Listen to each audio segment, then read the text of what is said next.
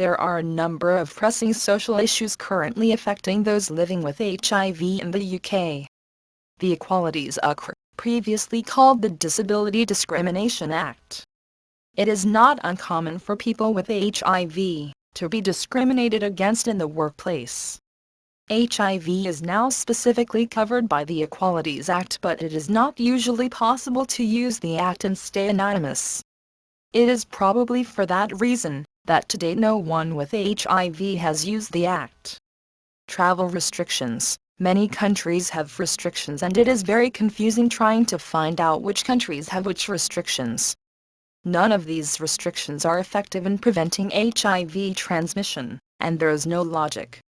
The USA has now lifted their travel restriction for people living with HIV, but some countries continue to enforce them.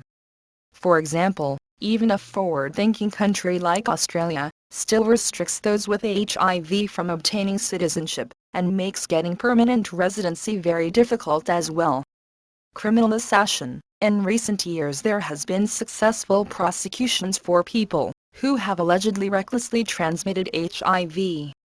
While THT does not condone deliberate transmission of HIV, in none of the cases has deliberate transmission been proven. It would be almost impossible to prove deliberate sexual transmission, as to do that you would need to prove that the primary motive for the sex was the intention to infect, not the sex itself. They have all been for reckless transmission.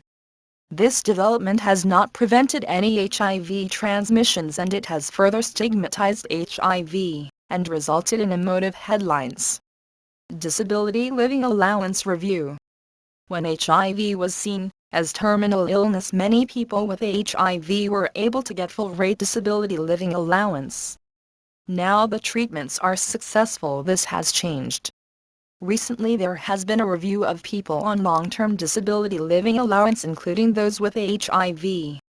Many people with HIV have been out of the workplace for over 20 years.